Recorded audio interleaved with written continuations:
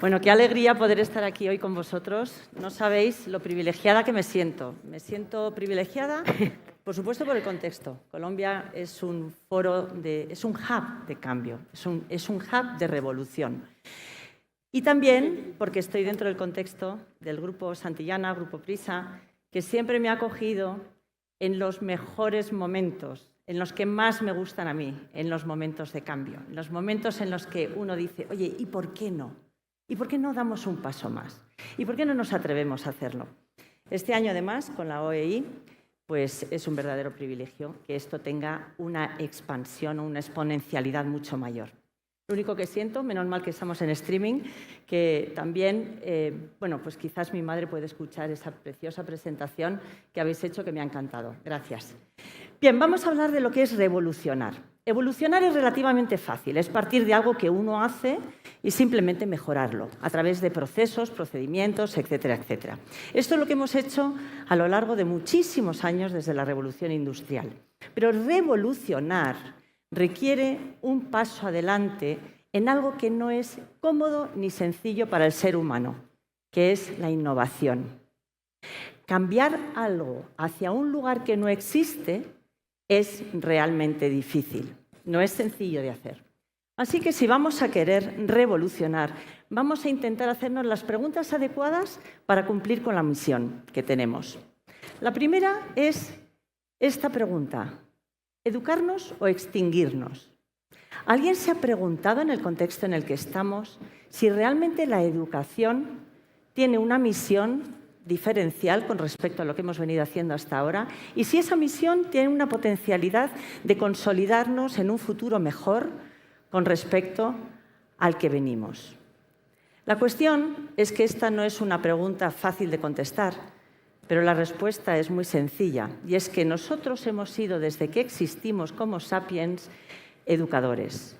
La educación es la profesión más antigua del mundo, a pesar de que las malas lenguas dicen que es otra.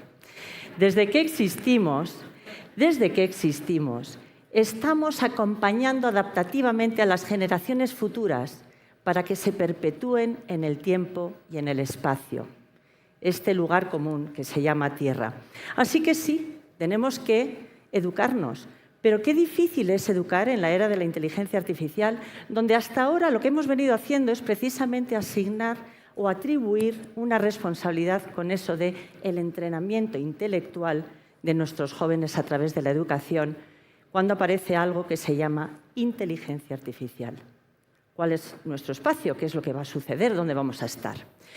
Bueno, pues vamos a afrontar esta tarea hoy, ¿vale? Desde este contexto, desde el posibilismo. El posibilismo es todo lo que podemos hacer teniendo muy claro el lugar donde estamos. Esto es un desierto.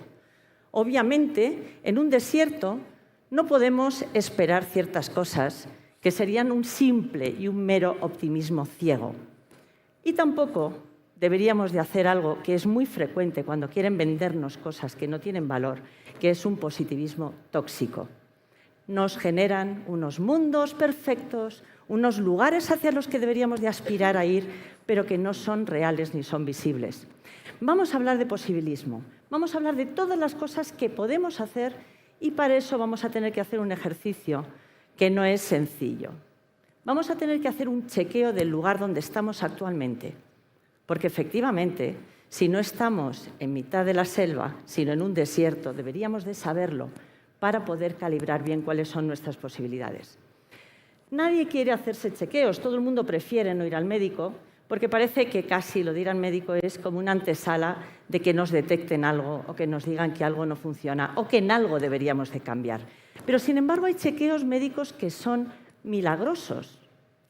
Yo os voy a hablar desde mi propia experiencia. Vais a conocer, en este caso, a la narradora de esta historia que os voy a contar, que es una historia con final feliz. Yo os voy a prometer dos cosas en esta historia. ¿Vale? Vamos a hablar de sostenibilidad, vamos a hablar de educación, vamos a hablar de ese chequeo de dónde estamos, y eso va a doler un poco, no va a ser cómodo, ¿vale? Se nos va a encoger el estómago, como nos pasa en algunas películas de esas que no nos podemos levantar porque hay una cierta tensión. Bueno, pues va a haber un poquito de eso, vamos a sufrir un poquito, pero también os prometo que todo lo que os voy a decir está avalado científicamente. No es ningún cuento, todos son cifras reales y contenidos reales. Y a partir de ahí os voy a enseñar horizontes diferentes y, vuelvo a insistir, tendremos un final feliz. Mirad, una vez en mi vida me tocó en un torneo benéfico un chequeo médico. Ha sido lo mejor que me ha podido pasar en toda mi vida.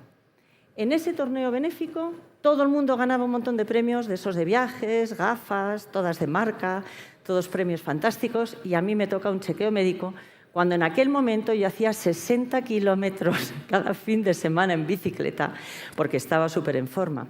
Iba a abrir un nuevo colegio, estaba en el momento más álgido de mi vida profesional y de repente me detectan un cáncer de páncreas.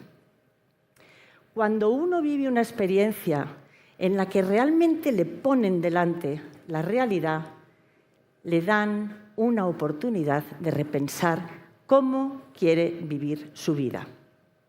Realmente, el ser consciente de la propia mortalidad no te alarga la vida, pero sí te da una oportunidad de repensarla y volver a retomar tu día a día de una manera diferente. Para mí, poder compartir hoy con vosotros esta historia de educación y de sostenibilidad tiene ese sentido. Si yo de aquí me voy habiendo sembrado un poquito en vuestros corazones, en vuestras manos, en vuestras mentes, me sentiré profundamente feliz, porque vosotros ya me habéis dado a mí muchas cosas buenas. Vuestra presencia hoy, la oportunidad de participar y preparar esta conferencia y disfrutarla con vosotros. Pues bien, esta es la primera imagen que quiero proyectar de la realidad de nuestros centros escolares. ¿No os parece que es realmente anormal, antinatural, hablando de sostenibilidad, que haya una homogeneidad y una uniformidad en todos los lugares del mundo, independientemente de su historia, su renta per cápita, su cultura, lo que comen, lo que visten, el clima, que todos los colegios del mundo sean exactamente iguales? Llama la atención y de alguna manera duele, porque es casi asumir que lo único importante de lo que estamos haciendo es conseguir un alineamiento con un fin esperado. Lo primero que no es sostenible es que nuestras escuelas sean así en el mundo entero. Y os voy a decir por qué. Estas escuelas, con la mejor de las intenciones, se fundaron así para que tuvieran una proyección en el tiempo y cumplieran dos funciones. La primera es una adaptación a los puestos de trabajo que ya estaban creados en unas sociedades absolutamente lineales y previsibles, donde había tres momentos generacionales: prepararse, trabajar y jubilarse. Actualmente estamos viviendo 8 generaciones simultáneamente en este mundo de cambio constante. 8 generaciones que cada una de ellas necesita ir adaptando y creciendo con distintos periodos de aprendizaje, no solamente en la etapa inicial. Y cada una de ellas con distintos periodos en los que también van a tener que tener un tiempo de ejecución. Es decir, lo primero que se ha desdibujado es esa uniformidad de lo que tiene que pasar para un futuro previsible. Lo segundo, y esto es muy importante, es que tenemos una educación que ha sido básicamente fundamentada en la necesidad de continuar hacia la universidad. La credencial que recibíamos en estas etapas educativas era un mero paso necesario para tener unos conocimientos suficientes para tener lo que nuestros abuelos llamaban un porvenir. Bueno, pues datos de hoy, porque lo he querido verificar antes de venir. En el 2023 leí una noticia que me impactó, que decía que se estaba cerrando un college, es decir, una universidad de grado medio y no con todas las facultades que tienen las grandes universidades, que se estaba cerrando un college mensualmente en Estados Unidos. A fecha de hoy se cierra uno semanalmente. Lo que significa es que según la UNESCO, dentro de 30 años vamos a tener más graduados universitarios que en toda la historia de la humanidad. Y eso supone una inflación de la titulación universitaria que al mismo tiempo no se ajusta a los puestos de trabajo. Luego, donde hay humo, debemos de prever que algo de fuego hay. Con lo cual, este sistema, de forma natural, debería de ser alterado. La revolución va a venir por ciertas presiones, pero también de una forma pautada. Vamos a ver entonces el resto de los ítems que tenemos que ver en este chequeo rápido que vamos a hacer. Tenemos una tecnología potente, invisible y omnipresente. Nadie ha tenido esa experiencia de dejar el teléfono encima de la mesa y haber estado hablando con su amiga en una cafetería o con su pareja y hablarle de un bolso que ha visto de color naranja, y a partir de ese momento empiezan a aparecer anuncios de bolsos de color naranja o un destino de viajes. Bueno, esa tecnología está omnipresente y encima tiene la posibilidad de manipularnos. Tiene la posibilidad de segmentar y sesgar las fuentes de información que realmente nos permiten adquirir esos conocimientos. Al mismo tiempo, tenemos una humanidad que puede ser extendida o expandida.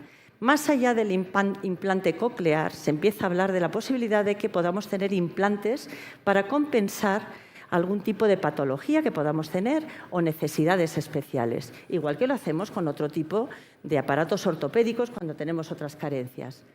¿Qué sucede si nos dicen, ¿tú te pondrías un implante de más inteligencia? La respuesta inmediata, y sobre todo ahora que es una etapa precoz, sería casi seguro decir, no, yo no. Yo con la mía funciono bien y no me hace ninguna falta. Con la mía voy bien, ¿eh? Y sobre todo ya cuando tienes cierta edad y no tienes hasta el momento que cambiar tu vida demasiado radicalmente. Lo cierto es que eso estaría bien si lo pensamos de manera general, pero ¿cuántos niños con dislexia, cuántos niños con capacidades y con necesidades especiales se podrían beneficiar de eso? Aquí surgirían muchas preguntas. Pero es que además esta tecnología es capaz de conseguir esto. 100 millones de usuarios en tan solo un mes. Uy, se nos ha ido la imagen de aquí. ¿Seríais tan amable de conectármela? La imagen de la... Gracias. 100 millones de usuarios en un mes. Esto es contrario a lo que ha sucedido a lo largo de la historia de la humanidad. ¿Sabéis cuánto tiempo tardamos en tallar los humanos una bifaz? ¿Una bifaz? ¿Lo sabes, Luciano? 300.000 años. 300.000 años en conseguir un solo usuario de algo que convertía una piedra tallada de un lado por los dos. Es decir, la tecnología que nos va a permitir avanzar nos está haciendo vivir en situaciones de una alta temperatura. Cuando hablamos de la visión, hay un montón de cosas que hay que preguntarse. Es decir, ¿cuánto conocemos, cómo vemos de largo plazo, desde un sector como el nuestro, que es el educativo, lo que va a suceder? Bueno, pues hay un montón de preguntas, que la tenéis ahí, que un investigador que se llama Max Tegmark proyecta y prospecta sobre los futuros previsibles con la inteligencia artificial. Y la pregunta final es, vamos a tener que hacernos todas estas preguntas desde los centros educativos, porque va a haber muchas cosas que van a ser sustitutivos de las materias que estamos dando, pero también de las actividades que desempeñamos en los colegios. Y en nuestra elección estará de base si lo que estamos evitando es que los niños tengan un proceso de aprendizaje con un cierto esfuerzo o lo que estamos evitando es que tengan algunas respuestas a estas preguntas que quizás no nos las hemos planteado hasta ahora. ¿Es bueno o es malo? ¿Es bueno que las máquinas tomen el control, por ejemplo, en tareas de evaluación? ¿Es bueno que las máquinas tomen el control en tareas, por ejemplo, de programación? ¿Os habéis planteado que todo lo que hemos hecho a lo largo de la historia previa ha sido estandarizar tanto que va a haber muchas cosas que van a ser perfectamente reproducibles por máquinas? ¿Dónde va a estar nuestro lugar? Y sobre todo, va a haber un momento en el que nos vamos a tener que preguntar a ver a quiénes salvamos, si a los humanos o a los insectos. Porque estamos en la educación hablando de sostenibilidad, también ambiental, por supuesto, pero se nos olvida que si mañana desaparecieran todos los insectos del planeta, el mundo florecería, pero que si desaparecieran los humanos, Perdón, si desaparecieran los insectos del planeta, lo he dicho al revés, en 50 años el mundo se acabaría, humanos incluidos. Si desapareciéramos los humanos, el mundo florecería. Luego hay un montón de preguntas que son de tipo ético. Cuando hablamos de qué tipo de contenidos debemos de invitar a participar en nuestro aula y hablamos desde el contexto de sostenibilidad, probablemente se invierta esa pirámide que hasta ahora se ha sostenido sobre las matemáticas, la lengua, la literatura, etcétera, etcétera.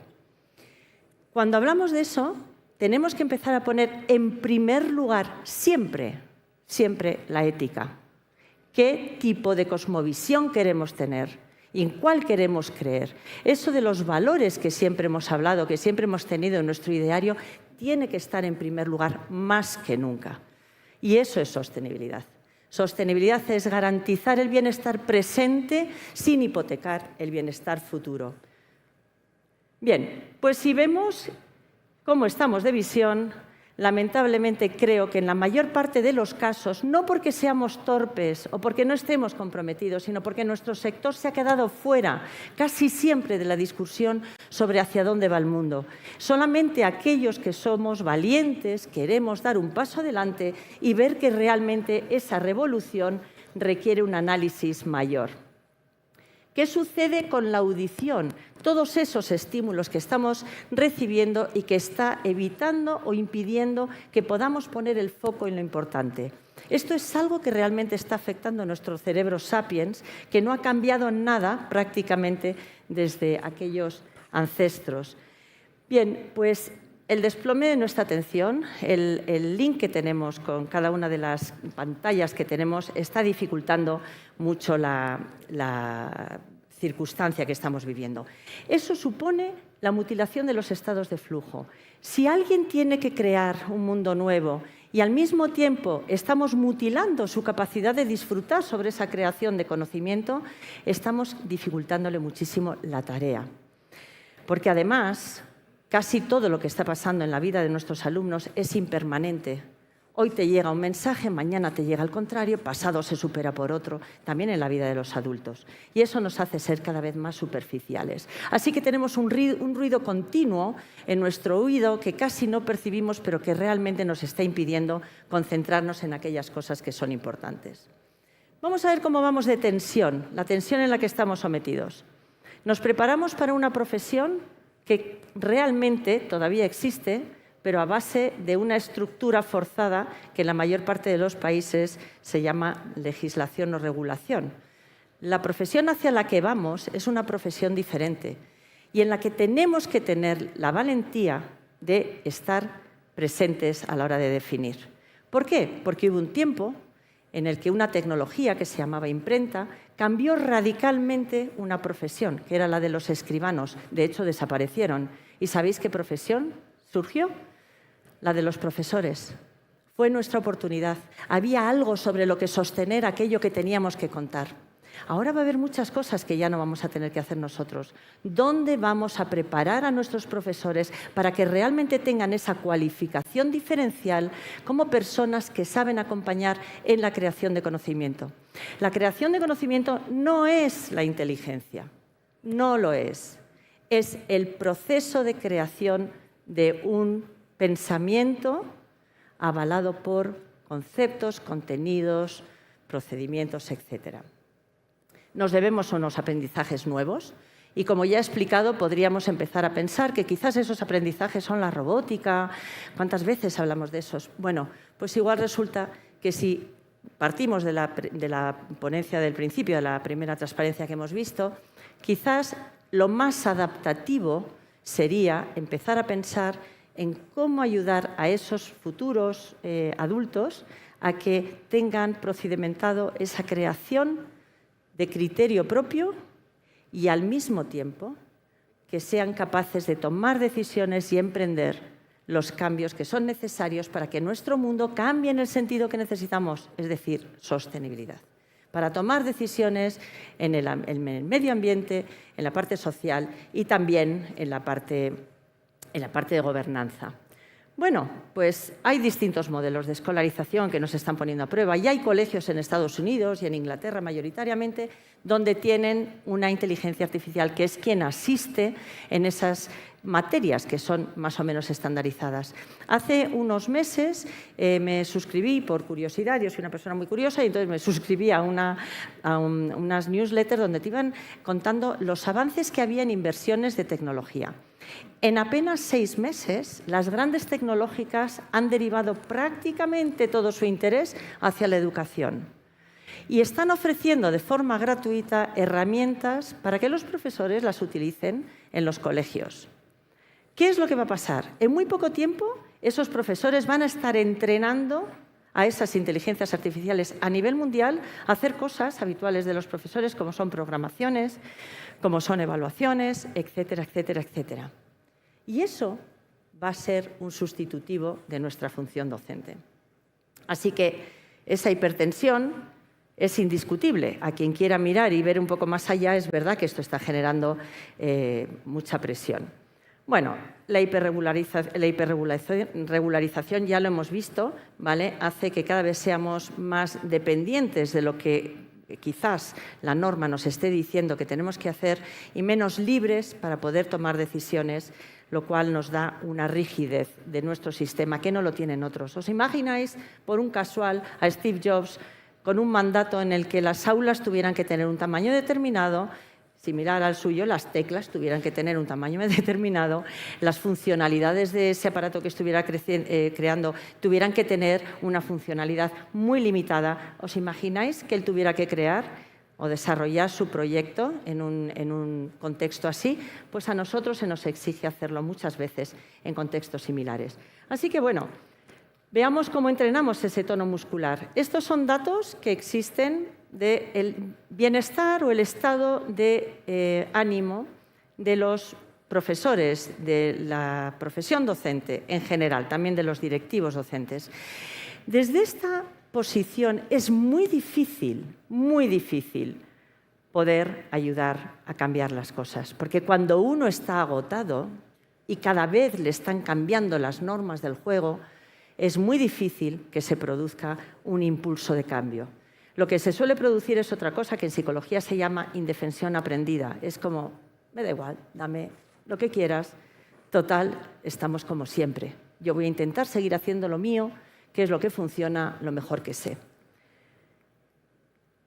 Por último, bueno, casi último, os diría que para evitar que nos suceda esto, muchas veces lo que hacemos es pegarnos grandes atracones. Vamos a un evento, descubrimos un método, alguien nos habla de algo interesante, lo hacemos a todo correr, lo implantamos rápidamente y luego se va diluyendo en el día a día, poco a poco, porque realmente hemos hecho bola, porque realmente no podemos alimentarnos de una manera saludable si no es constante, con seguimiento y sobre todo con una comunidad que nos arrope.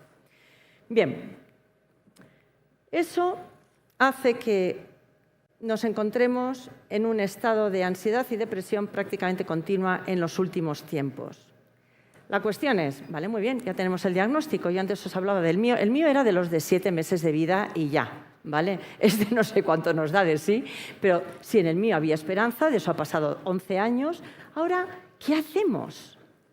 Bueno, pues lo primero que tenemos que hablar es de la sostenibilidad de un proyecto educativo. Nosotros no podemos crear un proyecto educativo sin pensar que va a ser sostenible en el tiempo.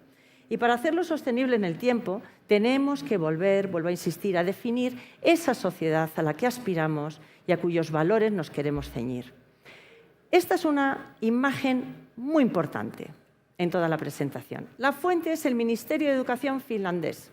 Y es una imagen que nos dice lo siguiente, que el 70% de lo que los alumnos aprenden, lo aprenden fuera del colegio, fuera de las instituciones escolares. Y del 30% restante, solamente el 10% lo reciben del aula o en el aula. Esto podría ser deprimente, pero no lo es.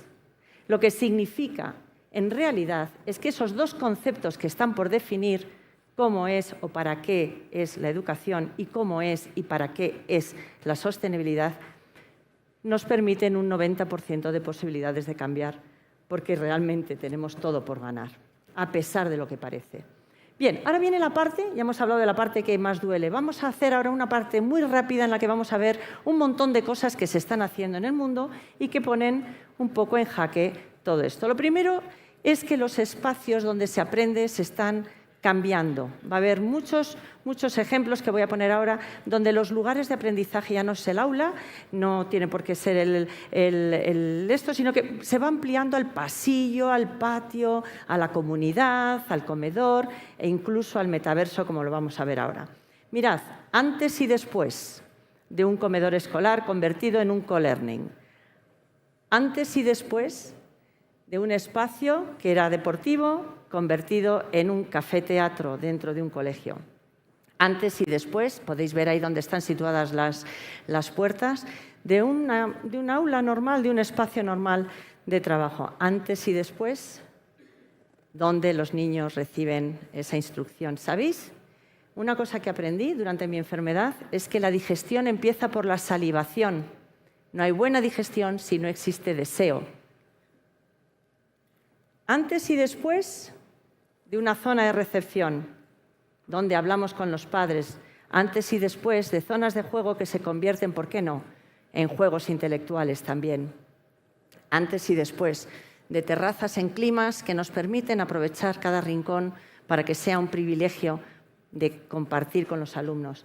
Antes y después de esos comedores escolares donde en nuestras culturas y tradiciones muchas veces existen tertulias interesantísimas, imposibles de tener con el ruido y las circunstancias que hemos visto ahí arriba. Antes y después de fachadas que muestran o bien una jaula o bien un contenedor de algo apasionante. Este es un ejemplo de un lugar que no tiene nada que ver conmigo, yo lo descubrí hace 1 año y medio, se llama H-Farm, la H es de Human Farm, y es un lugar que existe en Venecia, en Europa, muy cerca de Venecia, o sea, en Italia, y lo que han creado es una especie de ecosistema donde lo que está sucediendo no es solamente un colegio, ni es solamente una universidad, ni es solamente un grupo de startups, sino lo que han hecho ha sido impulsar un lugar donde se prototipa cualquier tipo de aprendizaje que los alumnos que están allí quieran poner en marcha. Por no extenderme, os diría que si queréis podéis entrar a verlo porque es una experiencia, pero se trata de ir haciendo cuestiones o cambios disruptivos. Esto que vais a ver ahora es el lugar donde hemos abierto el Instituto para el Desarrollo Sostenible en el Metaverso. Lo abrimos hace 3 años. De hecho, yo recuerdo que en una de las conferencias os lo conté, os lo presenté. Bueno, pues hoy es el día que ya lleva 3 años existiendo y acogiendo a centros escolares de carácter casi experimental, pero con un éxito impresionante, porque los propios alumnos han decidido que es muy satisfactorio poder trabajar el tema medioambiental en lugares donde no necesariamente haya que incurrir en compensación ni de huella de carbono ni de otro tipo de cuestiones como por ejemplo el daño animal, ¿vale? Y estos son mundos que existen, que se pueden prototipar a la vez que se hace un gemelo digital para los centros educativos o para que podamos intentar dar un paso fuera de lo que estamos haciendo. No voy a seguir mucho más porque bueno, pues ahí aparece en cada uno de los centros, hay un momento en el que aparece mi avatar y se muestra cómo se están dando clases en el metaverso, en concreto con los dinosaurios que se recomponen y la profesora les explica, ¿no?, dónde están ahí. Y no lo voy a continuar. Esta es una imagen porque quiero terminar sin abusar del tiempo que tengo disponible y llegar donde creo que os interesa a todos, que es a que hablemos de dónde están las soluciones. Esta es una imagen de Bali International School. El Colegio Internacional de Bali es reconocido mundialmente por su compromiso con la sostenibilidad desde hace muchos años. Va gente del mundo entero, del mundo entero. Y lo sé porque estando allí hemos estado en un grupo donde había familias que estaban visitando el colegio desde China, desde Rusia, desde, por supuesto, Brasil, Latinoamérica, en general, Estados Unidos. Y lo curioso es que para poder atender al colegio todos los días, incluso habiéndote trasladado a vivir a Bali, tienes que tomar un coche, tienes que trasladarte durante casi 1 hora para llegar al colegio. ¿Por qué las familias están dispuestas a hacer este esfuerzo? Por la coherencia que existe dentro de su programa educativo con todo lo que ellos declaran. Ellos declaran que son sostenibles y lo son. Ellos declaran que se comprometen con sus alumnos para que sean capaces de emprender y empoderarles para poner en marcha proyectos que para ellos sean relevantes. Y lo hacen. Su mayor virtud es precisamente hacer aquello que declaran, que creen y que quieren. Este edificio que veis ahí es un edificio complicadísimo de hacer y por eso lo he puesto ahí, pero es un edificio 100% sostenible.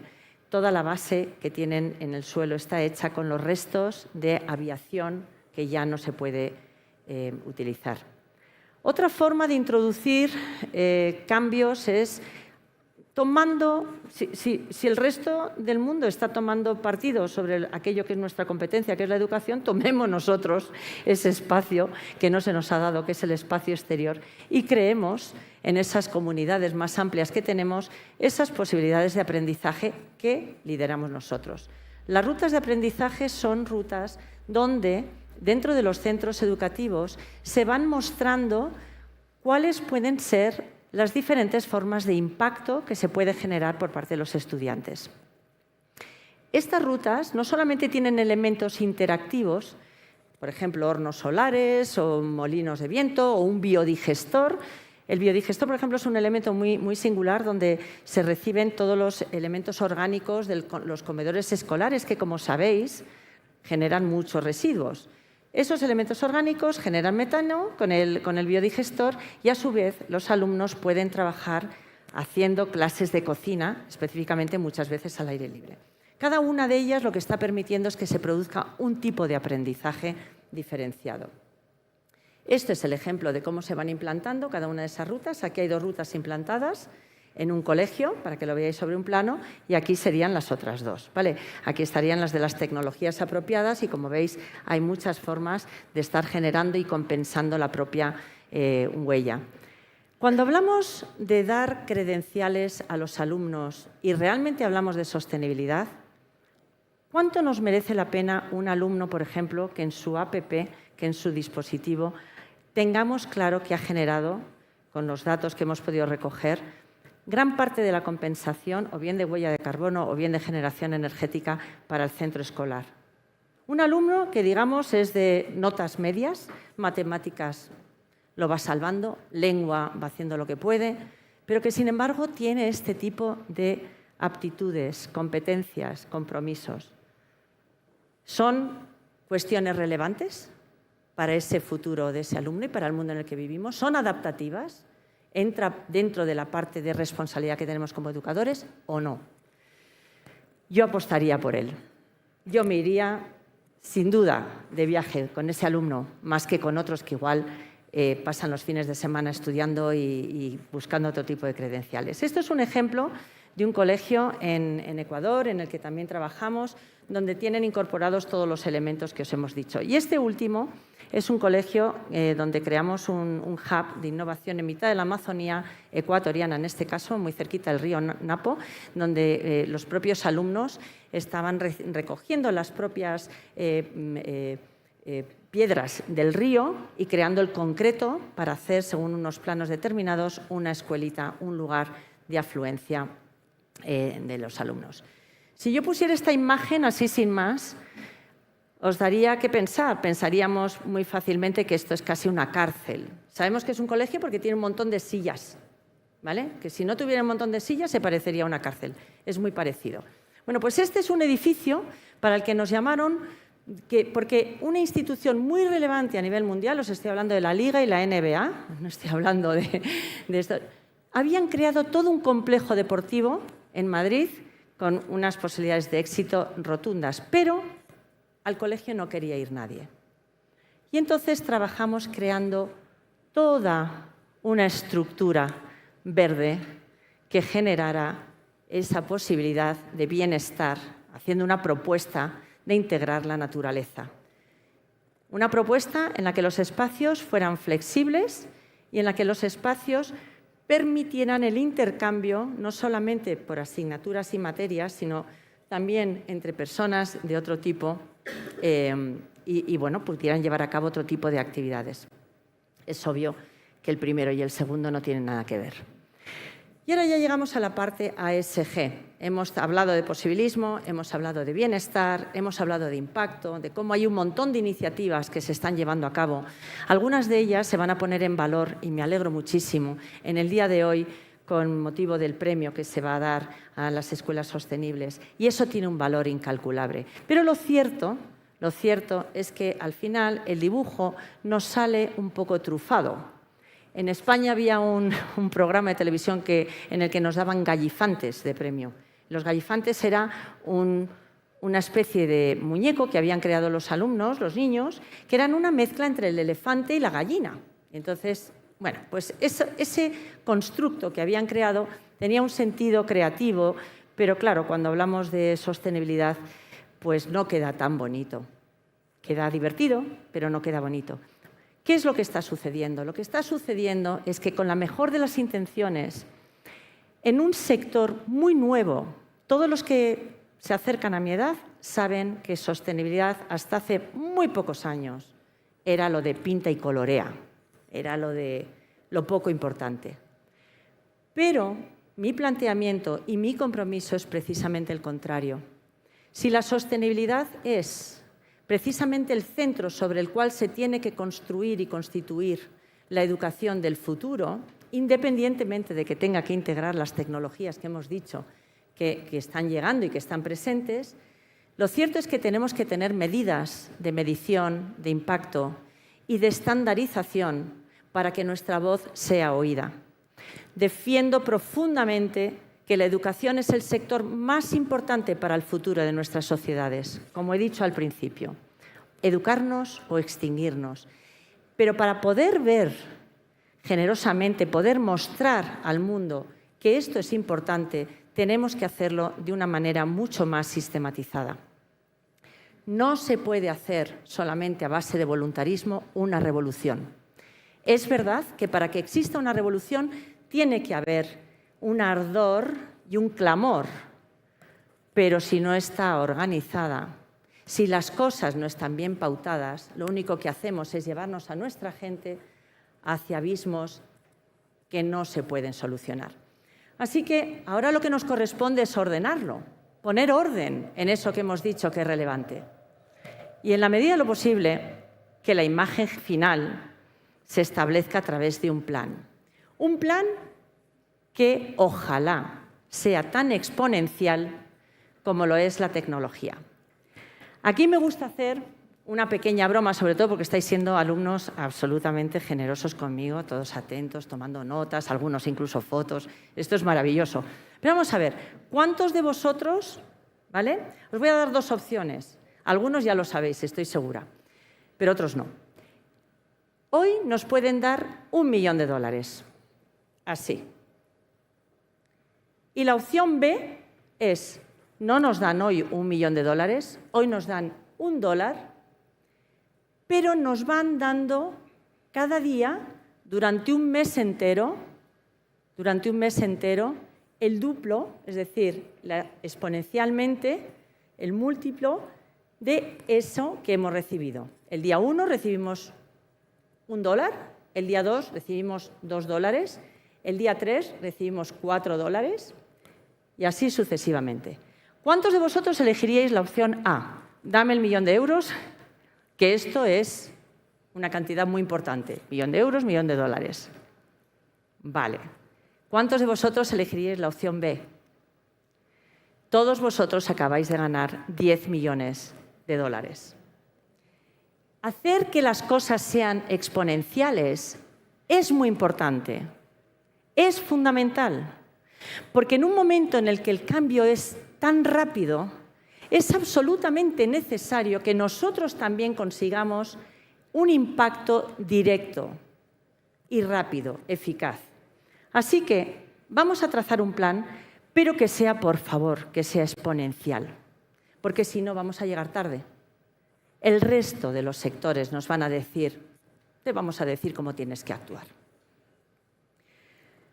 Y ese es el contexto en el que entran los principios ASG o de medición de impacto ESG, según sus siglas en español o en inglés. Medición de impacto ambiental, social y de buen gobierno. A nivel mundial hay una exigencia de doble materialidad en las finanzas que dice que todas las empresas cotizadas tienen la obligación no solamente de mostrar sus cuentas, de decir que financieramente son solventes y que realmente, si uno va a poner su dinero en esa empresa, hay unas cuentas que están auditadas, sino que desde hace un tiempo exigen también que se auditen o que se muestre esa doble materialidad. Es decir, cuéntame también no solamente el dinero que haces, sino cuál es tu impacto en el mundo en el que estamos. Casi todos los sectores están ahí, pero quizás porque no hay ninguna empresa educativa que está cotizando en bolsa, de momento, porque ahora hay cada vez más grupos educativos, pero esa es una parte que no nos interesa hablar ahora. Quizás por eso, o quizás también porque ese hiperproteccionismo de nuestro sector nos ha dejado fuera de los lugares donde se toman decisiones. Pero yo apuesto a que si nosotros midiéramos con esos mismos criterios el impacto que nuestro sector genera, ganaríamos por goleada. Creo firmemente que nuestro sector es el sector que mayor impacto genera en las sociedades futuras. La única cuestión es que tenemos que empezar a utilizar el mismo idioma. Como no se nos ha exigido, no lo hemos hecho.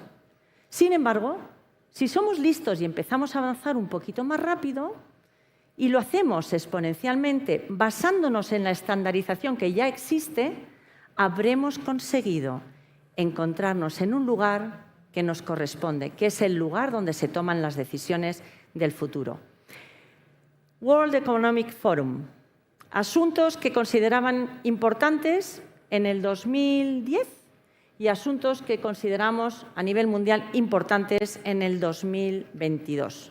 Como veis, no hace falta que leamos todos los asuntos, pero sí por los colores se ven que en el 2010 eran prácticamente todos azules. Todos los riesgos que veíamos a nivel mundial eran económicos, ¿vale? ¿De qué color son los riesgos que el mundo está viendo que tienen nuestras sociedades?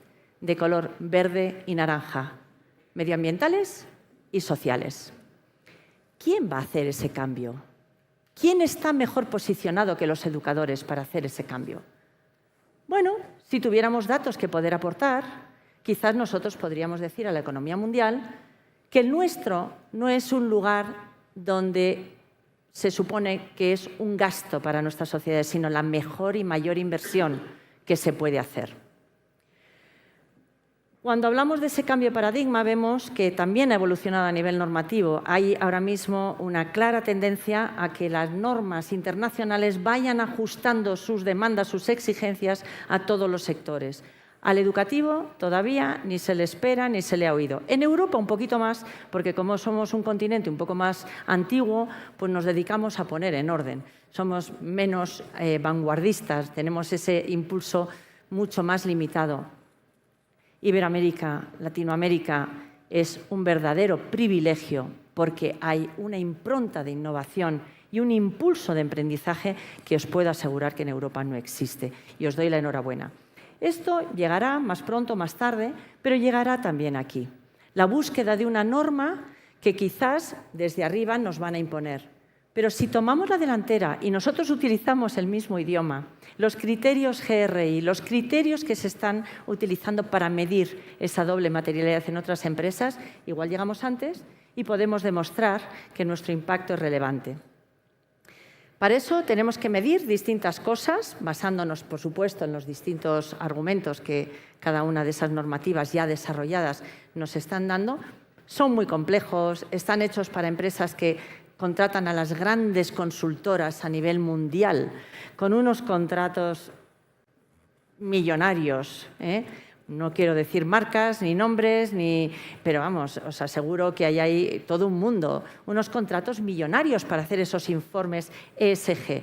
Pero nosotros que somos educadores y somos más creativos y estamos acostumbrados a coger la tijera y el papel y hacer con eso magia, como decorar toda una habitación, en eso somos muy buenos. Así que medir la educación sostenible y sobre todo contarlo, que es fundamental, necesita ese idioma y ese contexto. Estas son las distintas fases con las que estamos haciéndolo ya en España, ¿vale? Y también aquí en Colombia. En Colombia hay varias instituciones que ya están certificándose, unas son universitarias y otras son escolares, y que tienen esos principios de trabajo, ¿vale? No hace falta llegar a hacer un reporte ESG en el primer año, ni muchísimo menos, pero quizás ese primer paso que nos saca de tener toda la información deslavazada, haciendo muchas cosas pero sin centrarla, nos puede ayudar a conseguir una estrategia de sostenibilidad muy importante y muy fácilmente comunicable para nuestros públicos, que eso es importante también. Todos nosotros tenemos que ser capaces de contar a las familias y a nuestros alumnos por qué lo que hacemos es diferencial y significativo para ellos mismos y para su futuro. Lo importante es que los resultados sean fáciles de leer. Cuando uno no tiene una consultora enorme detrás, hay que hacer que esos mensajes de en qué somos buenos, en qué hemos apostado, en qué queremos mejorar, se puedan comunicar fácilmente. Hace un tiempo, cuando vivíamos en el paradigma anterior, ese que todavía seguimos arrastrando, solo podíamos comunicar aquellas cosas que hacíamos bien, porque el error o el todavía no estaba casi sancionado desde el punto de vista declarativo.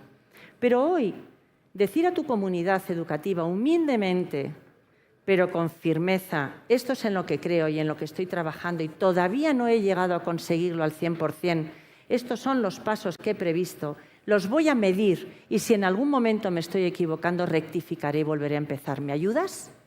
Eso genera una capacidad de tracción que es fundamental para el futuro y la sostenibilidad de nuestras instituciones educativas. Luego, la forma en la que reportamos tiene que ser sencilla y fácilmente comunicable.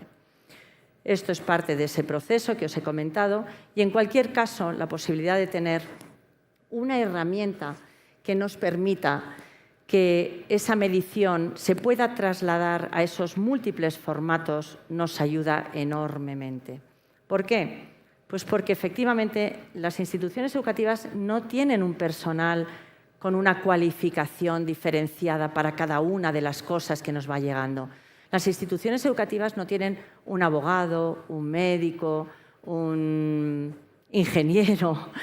A veces tenemos un informático, pero es el informático del colegio, no es ese informático de vanguardia que lleva toda la vida metido en grandes instituciones de empresas y demás y demás. Entonces, necesitamos simplificar mucho las cosas para que dentro de ese orden y con el mismo idioma, un día podamos realmente plantarnos ante las sociedades del futuro y decir que no se nos olvide, que nosotros somos la profesión más importante desde el punto de vista de sostenibilidad del futuro, de nuestro planeta y de nuestras sociedades. Pero esos datos tienen que estar bien ordenados y hay que tener plataformas para poder contarlos. Bueno, al final se trata de que eso sea una agregación de valor, que eso vaya contando una narrativa que se pueda entender, ¿vale?, para que todo el mundo entre en un cambio cultural, que es lo que significa esta medición de impacto ESG. Significa literalmente que esas asignaturas que estaban posicionadas como importantes porque el futuro al que preparaban y que garantizaban profesionalmente a nuestros alumnos han cambiado y ponen una primera asignatura fundamental, que es precisamente la sostenibilidad. Y de verdad que no lo digo, y por eso he intentado que vierais el final feliz, porque no lo digo influenciada por el foro en el que estoy, que obviamente la palabra sostenibilidad nace por los poros. Aquí está Rosa, del Grupo Prisa, que tendrá para contaros luego específicamente mucho más en profundidad, con su experiencia, esas funciones de liderazgo en sostenibilidad. Lo digo porque lo creo profundamente, porque creo que a estas alturas de mi vida en las que he hecho muchísimas cosas. Yo soy profesora, soy psicóloga, tengo un MBA, tengo un doctorado, he tenido colegios, los he vendido. El éxito está ya mostrado, pero ahora soy libre de decir en qué creo. Y creo, sinceramente, que estamos viviendo un momento apasionante, no fácil, pero sí apasionante y responsable para nuestra profesión. Y lo digo en honor a Benjamina. Benjamina es una niña que vivió hace 430.000 años. Es una niña cuyo cráneo deforme apareció en la cima de los huesos en Atapuerca. Durante mucho tiempo, ahora os cuento qué es Atapuerca, durante mucho tiempo pensábamos y nos preguntábamos por qué la vida había surgido en el continente africano antes que en otros continentes. Y la pregunta era errónea. La cuestión es que nos preguntábamos eso porque nos faltaban datos. Un día apareció un lugar cerca de Burgos, en España, Atapuerca, que se desmoronó. Y ahí aparecieron un montón de huesos de animales prehistóricos, de homínidos, de otras etapas. Y entre esos huesos apareció el cráneo de Benjamina. Benjamina era una niña adolescente que nunca hubiera llegado a tener esa edad de no haber sido gracias a su comunidad. Su cráneo deforme le hubiera impedido comer por sí sola y haber llegado, insisto, a ser una niña adolescente, de no haber sido por aquellos mayores que nos han precedido y que no renunciaron a acompañarla hacia un futuro y un presente de bienestar en el que ellos se veían obligados desde su humanidad a contribuir. Así que por ella creo, y por todos los que nos han precedido, que merece la pena que seamos suficientemente valientes y que los cambios que son necesarios y a los que no nos podemos cerrar los ojos, están ya aquí, sean viables con presencia de los educadores y con presencia de las instituciones educativas. Benjamina significa la más querida y para mí será siempre lo que me inspira en este caminar que todavía me queda por delante en el mundo educativo y ojalá lo podamos hacer siempre juntos. He terminado casi al filo de lo imposible, pero en tiempo, así que estoy a vuestra disposición. Gracias. Gracias.